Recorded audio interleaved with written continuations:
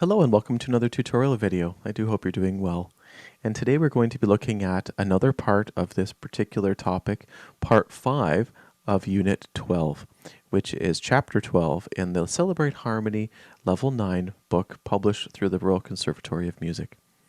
Now this is a particularly important chapter where we are speaking about applied dominant chords and also modulation, and there's a lot to parse out. So that is why this particular chapter is split up into so many different parts.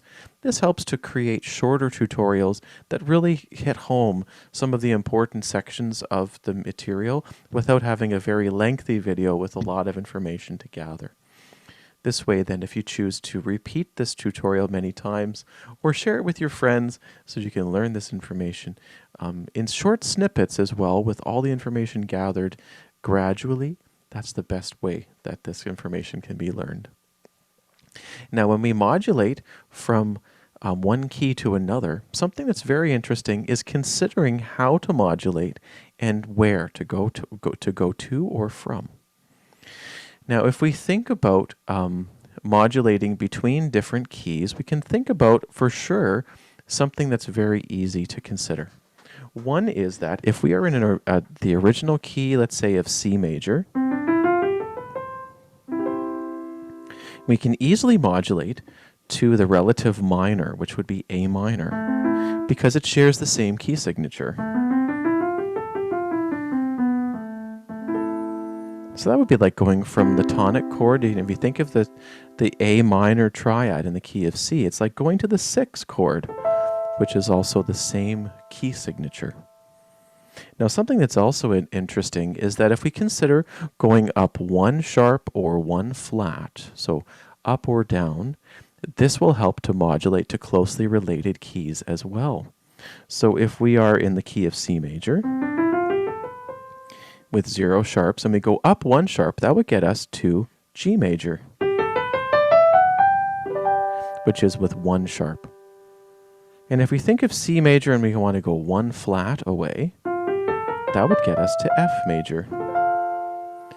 So the closely related scales that we can have are A minor, which is related to C major, G major, which is the dominant note of C major, and we can also think of the relative minor of G major as well, which would be E minor. It has the same key signature, not too far away. And we can also think of F major, which is the 4th note of the C major scale, and also it is 1 flat away. And then it also has a relative minor of D minor as well.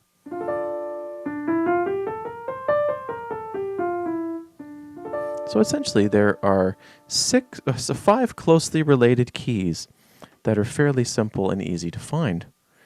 Now if we go to any key signature and then follow the same pattern, you can actually find 5 closely related keys to those scales too. Let's say we wanted to start with D major. The related minor would be B minor. So we can easily transition between those 2 keys because the key signature is the same. Now, if we go up 1 sharp from D major, which is 2 sharps, then we go up to 3 sharps, that key signature is A major,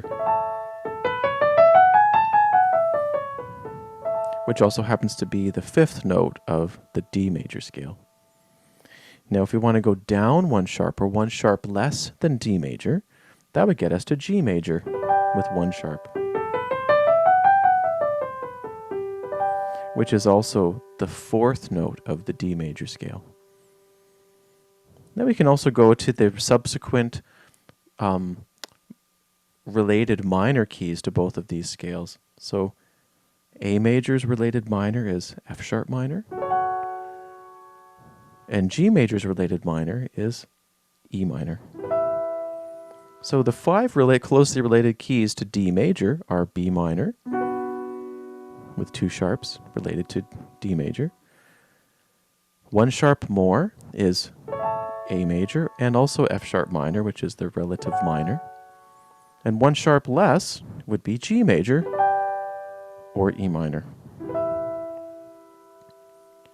So basically, we can think of this as a tutorial in which, by thinking of the key signature that we start with, and then thinking about either the related minor, and then a sharp more or less, or a flat more or less than the original key, we'll find 5 different scales. Now, the only key signature where this applies, where we actually can use sharps and flats, is C major, because there's no sharps or flats in that key signature.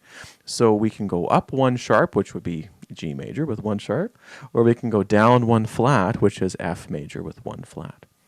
All of the other key signatures will have either 1 sharp more or 1 sharp less, or 1 flat more or 1 flat less. Never a flat or a sharp, in the sense of closely related keys.